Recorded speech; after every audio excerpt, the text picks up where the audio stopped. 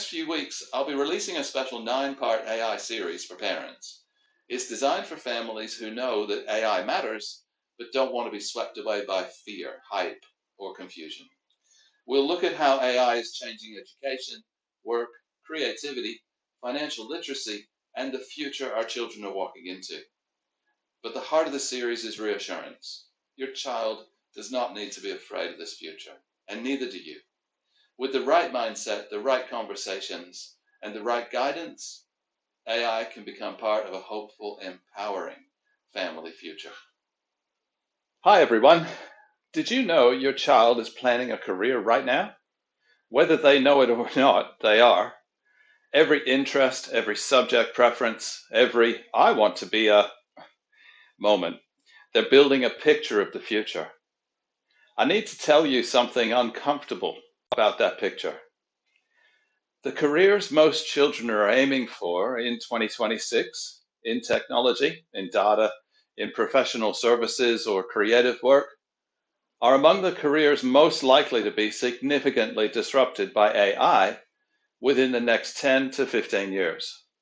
Not automated away, disrupted, reshaped, changed in ways that will require something most adults don't currently have.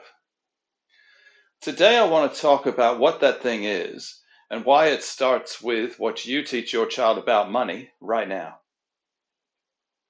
The honest case, what AI is actually doing to careers? Well, let me be precise, because this conversation is usually either too vague to be useful or too alarmist to be actionable. AI is not replacing jobs wholesale overnight in a single wave. What AI is doing, what it's already doing, is compressing the value chain inside professions. So, the junior lawyer who spent 3 years summarizing documents and doing contract review, well, AI does that in seconds. The junior accountant learning bookkeeping, AI handles it. The graphic designer taking entry-level briefs, AI generates first drafts. What this means is that the entry-level work that used to give young professionals their first decade of skill building and income is shrinking. The ladder's bottom rungs, they're disappearing. For your child graduating in 2030, 2035, or 2040, this isn't a distant threat. It is the world that they're entering. The most common response I see among parents right now is to pivot toward technical skills.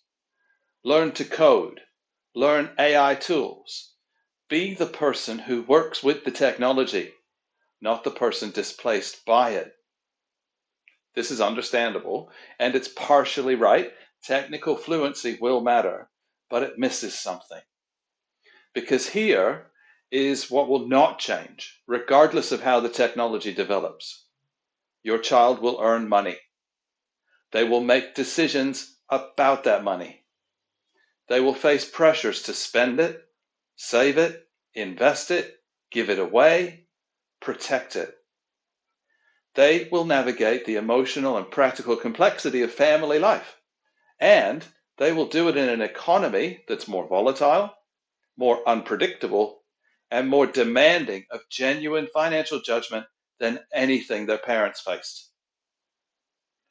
The one skill that will not be compressed, automated, or disrupted is the skill of making good financial decisions under real conditions. This is the case for financial literacy.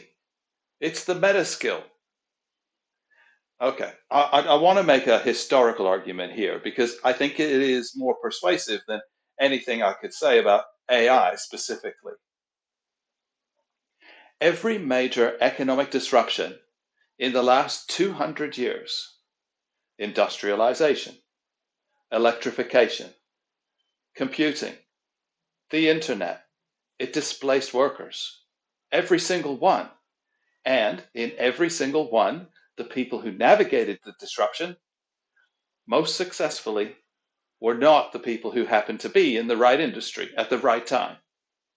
They were the people who understood how money worked. Not because financial literacy made them immune, but because financial literacy gave them options. The person who understood money could absorb a job loss without catastrophe. They could identify an opportunity in the disruption.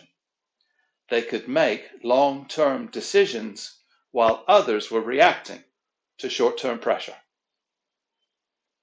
Your child is 7, 8, 9, 12, or 15, and they have between 6 and 12 years before they face this economy. Those years are not too young to build the skill. They may be the only window. So, what to teach and when? This is the practical frame. What does it mean for you, and what does it actually look like? What are the specific things a child needs to understand? And when? There's been lots of research done on this. I'm going to give you a framework, and on Thursday this week, I'm going deep on this with a full age-by-age guide from 8 to 18. Today, I want to give you the philosophical foundation. So, at the core, there's 3 capabilities your child needs to have developed before they enter adulthood. Not knowledge, capabilities. Habits of mind that operate under pressure. Capability number 1, that's the ability to want something genuinely, urgently want it, and then choose not to have it immediately in favor of a larger later goal. This is the foundation of financial skill.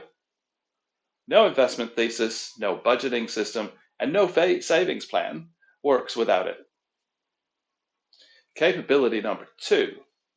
This is financial decision making under uncertainty. Not planning in ideal conditions, so making calls with incomplete information. Competing priorities and real consequences.